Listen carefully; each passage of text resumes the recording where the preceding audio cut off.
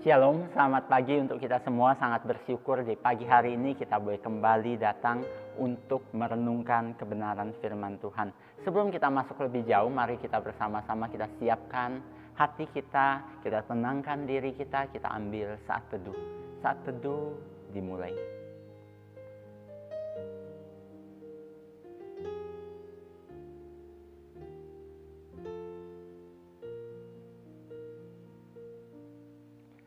Saat teduh selesai. Saat ini Bapak mau mengajak kita bersama-sama, kita mau menaikkan pujian, hormat bagi Allah Bapa. Nah, Tuhan kita adalah Tuhan yang layak ditinggikan. Kita naikkan pujian ini, hormat bagi Allah Bapa. Hormat bagi Allah Bapa, hormat bagi anaknya, hormat bagi Roh penghibur ketiganya yang esa. Haleluya, haleluya, ketiganya yang esa.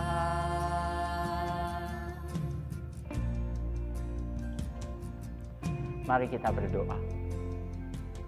Tuhan, kami mengucap syukur di pagi hari ini kami boleh bangun dengan keadaan yang baik, dan saat ini kami mau merenungkan kebenaran firman-Mu. Tuhan, kami serahkan proses perenungan firman hari ini ke dalam tangan pimpinan Tuhan. Hanya di dalam nama Tuhan kami, Yesus Kristus, kami berdoa dan mengucap syukur. Amin.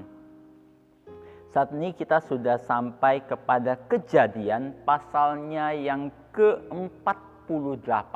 Kita sudah sampai ke akhir-akhir dari kitab Kejadian. Ini menunjukkan bahwa kita sudah hampir menyelesaikan satu kitab pertama yang ada di dalam Alkitab. Oke, saat ini Bapak akan memilih beberapa ayat untuk dijadikan dasar perenungan firman kita hari ini, yaitu dari Kejadian pasalnya yang ke-48 ayat 21 dan 22. Bapak akan baca untuk kita semua.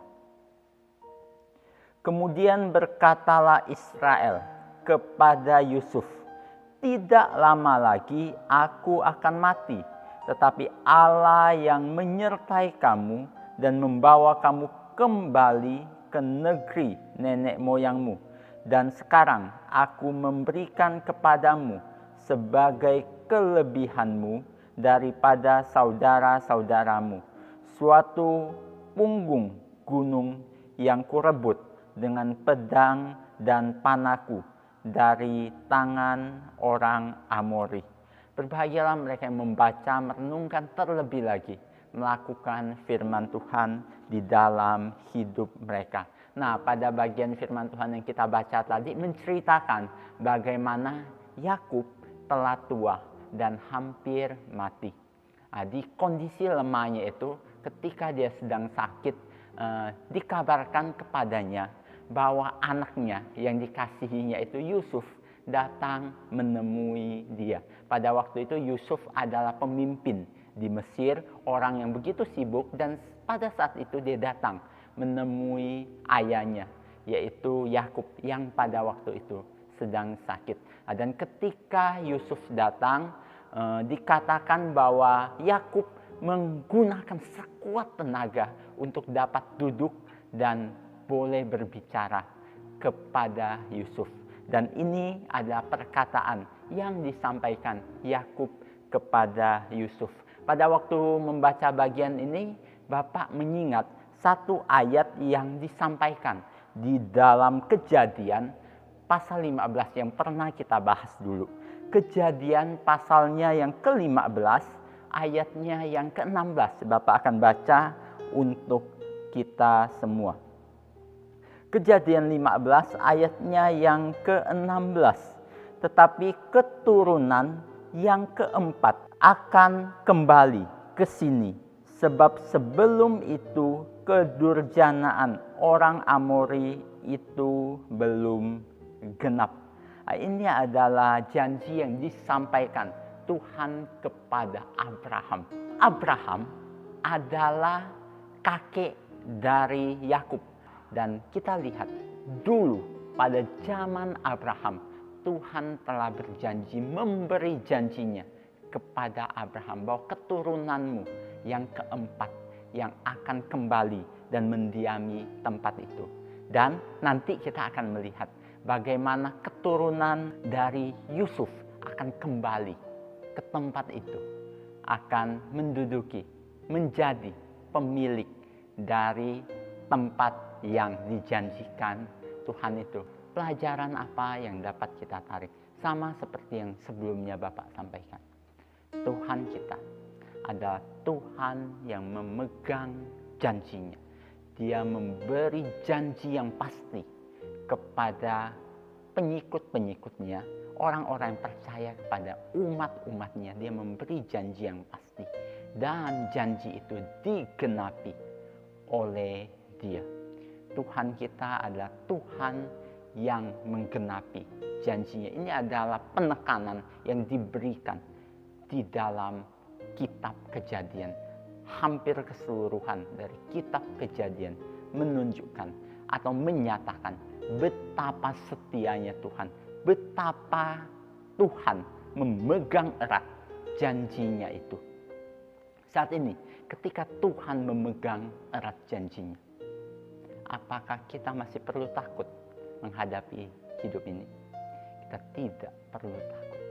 Karena kita memiliki Allah yang memegang janjinya itu.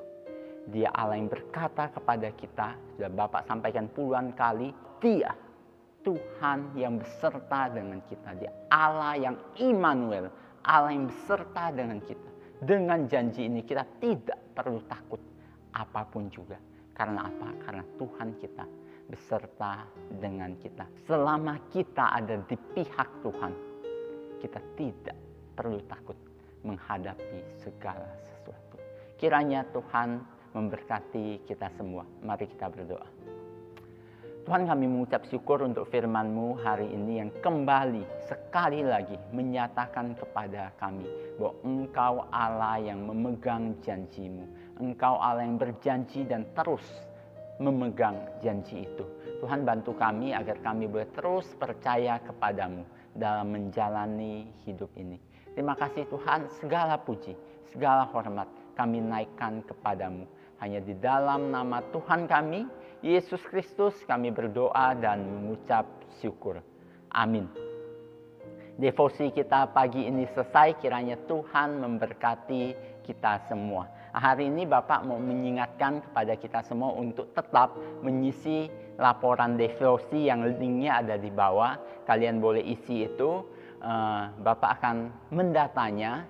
Kalian juga ketika data atau absensi yang Bapak buat dikirimkan kepada kalian, kalian boleh coba cek. Kalau ada kesalahan boleh hubungi Bapak. Dan Bapak juga mengingatkan kalian untuk mengisi link survei yang kemarin Bapak kirimkan kepada kalian melalui grup kelas.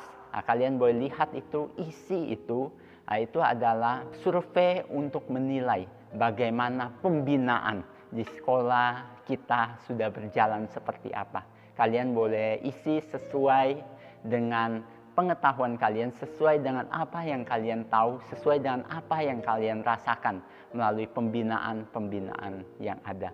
Kiranya nanti ketika itu diisi dengan baik, itu juga boleh menjadi masukan yang baik untuk pembinaan yang terjadi di sekolah kita. Kiranya Tuhan Yesus memberkati kita semua. Mari kita mengambil saat teduh. Saat teduh dimulai.